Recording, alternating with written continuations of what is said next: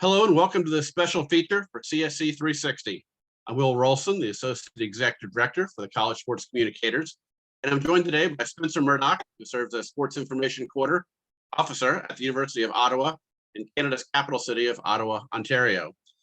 In his role with the Garnet and Grey, Spencer navigates an athletic program at university in a city that necessitates knowing and using both English and French on a daily basis. Let's get to know him and learn how he uses both languages in his job. So Spencer, thanks for joining me today. Thanks for having me. I really appreciate it. So before we get into the bilingual aspect of your job, just tell me a little about your background, how long you've been at the University of Ottawa, and some of the key duties of your job there. Yeah, so I've been a sports fan, sports lover my entire life.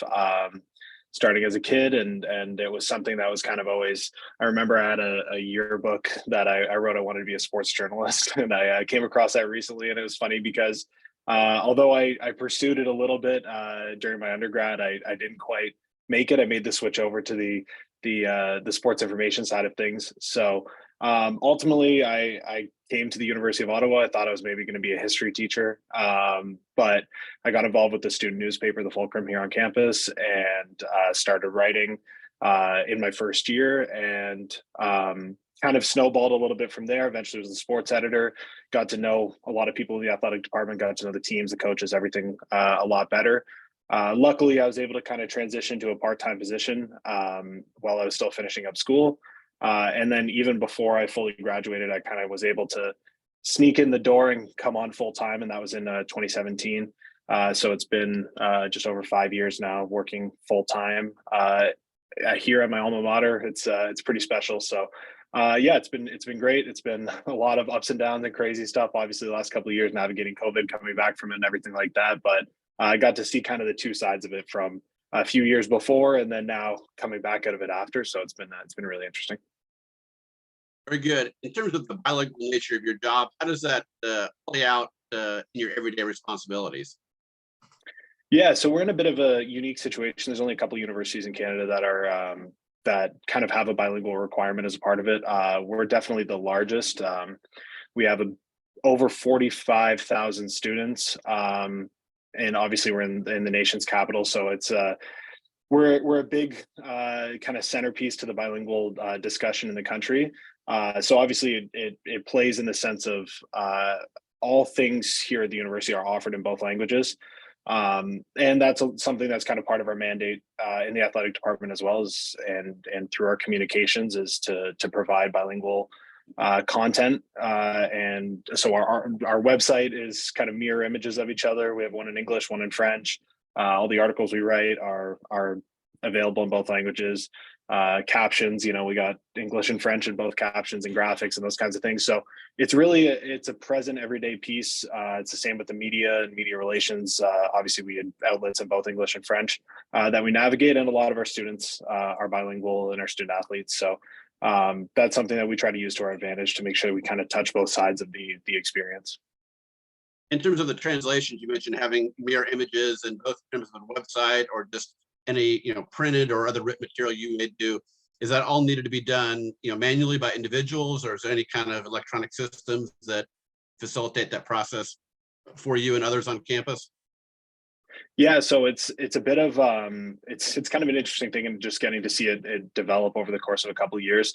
Currently, most of our translation is handled through the linguistic services here on campus, and they've got a really great system.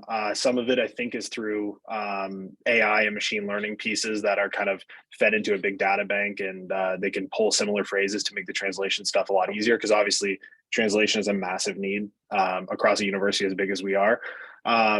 So that's something that we take advantage of, knowing that there's that, but at the end of the day, there's still human touch on everything. So it's reviewed and checked, and we kind of build it into our workflow and our processes of when we need to write stuff and send it to translation. We're not always able to be as fast on things as we might want to be, and that's a part of the challenges of it. But I've really seen it grow and develop, and we have a great group of people, obviously, that work on all of our stuff across, whether it's written content or social media, that are able to do, especially a lot of content for social media. We're able to do kind of shorter captions, those kinds of things are just written by people. So we don't have to go through a translation process as formally for it. So that helps out get things out a little bit quicker on game days and those kinds of things. But for written pieces and communications, then it's all going through a translation service, and a little bit of modern technology is helping us out too.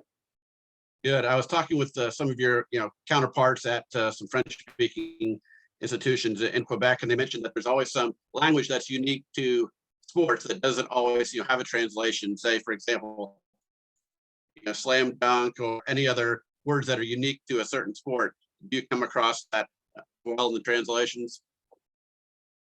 Yeah, for sure. I think that that's a massive piece, and I think a huge thing that we look at a lot of the time is the bilingual element of it. And really, when you look at the amount of people that are involved with us and on campus, and really, we're not pitching to an audience that's, I would say, the audience that we're pitching to. There's more anglophone only than just francophone only, because most of the people that would be francophones that are at the university probably have working knowledge or full bilingualism in English, obviously just being in the city and the environment. So it's a little bit different, because sometimes we run into a lot of sports specific terms that everybody kind of just knows, even whether they're French speaking. They know it in English and it's a common one, and then we kind of have to debate on whether, okay, do we translate this one? Does it make sense? Is that, are people not even going to know what we're talking about? So it definitely happens a lot. But I think it's all kind of unique challenges to see. And obviously when you get into slang terms and all these other things, then you're opening up a completely different world. I know you grew up around Toronto. Did you grow up, learning French, or did you, learn it later? And I assume maybe have been a requirement to get this job at the university? Yeah, so essentially, growing up in Ontario, you kind of have it's core French as part of school. So I don't think it's too different than a lot of people. Obviously, there's language requirements, or language classes at almost every elementary and high school level. So it's kind of the same for us, that we start maybe when we're around 8 years old or something like that, just kind of learning basic stuff.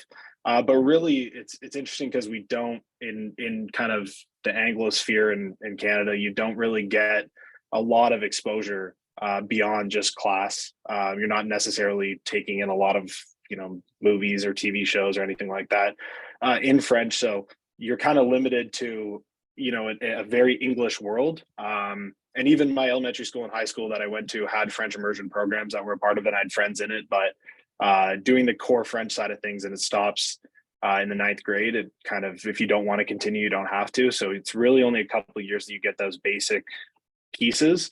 So it was a bit of a culture shock coming to Ottawa. Obviously, it's a very bilingual city with the seat of the federal government, and street signs are available in both languages and everything. It's a bit unique. So that was something that has definitely been a bit of a crash course since then. I'd like to say that my French skills and knowledge have kind of skyrocketed each year. They kind of get a little bit better and better. But obviously, as I get older, it gets a little harder. So I'm trying to pack as much in now while I'm able to kind of soak up as much as I can. But yeah, it's been really special. So we have ways to manage. Again, the bilingual piece of it is obviously that we're talking to an audience that is. We're looking about 70-30 on campus for percentage. So 70% English, 30% French, kind of as native speakers, and then kind of the bilingual pieces in between. So a lot of my job is done in English. But that's just kind of a function of the teams and their operation and the athletes and the coaches and those kinds of things. But it's always a piece that, especially you get to, it's kind of free classes or free trial to work on it with friendly faces. I know one of our football players, we were joking about it the other night. He said he's only going to speak to me in French every time he sees me from now on. So I'll take those little fun challenges, and everybody gets to kind of polish up and learn. And there's people that are francophones that are trying to do the same thing in English too. So it's really an interesting environment.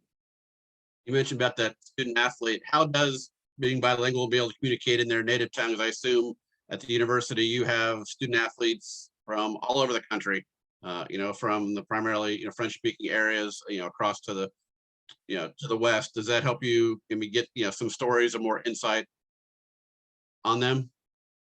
Yeah, I think a massive piece of it is really, it's in the recruiting side of things for us.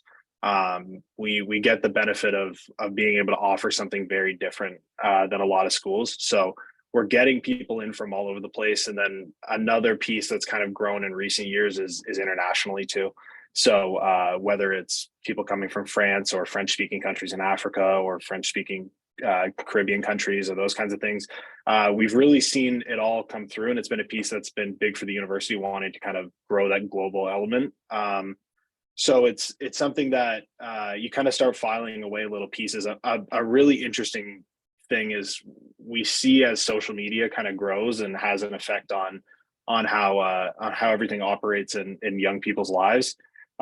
We see a lot of student athletes coming from very French speaking kind of small town Quebec places that are coming here because they know that they have a bit of a safety net in their schooling with being able to do it in French or do it in any language, and they can even take classes in English and write their papers and do exams in French as well. Like there's kind of unique pieces that are a part of it, and then know that they have a great opportunity to kind of have an immersive English experience too, whether it's go to the grocery store or restaurants or those kinds of things, or their teammates. And it's really kind of that melding of different places and cultures that we have here that's really exciting and interesting.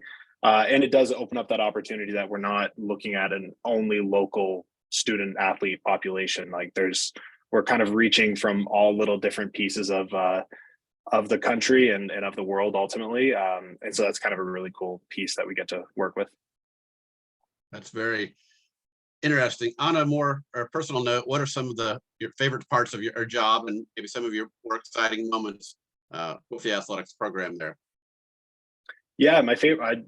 Overall, I kind of I try to operate in almost a player coach, kind of a similar player SID, if you will, type of role. I really want to try to get to know people as best as I possibly can and try to understand. I think that that's an advantage that there's obviously a lot that you can do when you're not as involved and as hands-on and trying to get to know everybody and build a rapport as much as you can. And I think that that's the relationships piece and getting to know everybody and getting to, have little connection points across the seasons. It's tough. There's a lot of sports. There's a lot of time. There's a lot of different people. And when you're trying to get to know 1,000 people, it's hard. So you're not going to do a perfect job. But that's a massive piece. And really here, a massive element that's a benefit for us is we have a baked in, probably the biggest rivalry. I'm not even going to say probably the biggest rivalry in the country between the University of Ottawa and Carleton University, which is just down the Rideau Canal from us. And that is it rivals some of the oldest and most bitter rivalries in North America. So we're lucky because we have an annual football game in the Panda Game that's been played since the 50s, and we sell out 25,000 people, no problem, in the CFL stadium here. We have a rivalry basketball game that is, 10,000 people sold out. That's having those elements and having that rivalry as a part of it is really big because it kind of becomes the focus of the country at different times, especially Panda Weekend. Everybody is talking about it kind of nationwide. So it's a really exciting piece that we get to have here that a lot of other schools don't. Well, Spencer, I appreciate your time today and getting to know a little bit more about you. And wish you the best of luck with the season ahead. Thank you very much. I really appreciate it. More stories about athletics communicators and our profession. Check out the latest edition of CS 360 at collegesportscommunicators.com/360.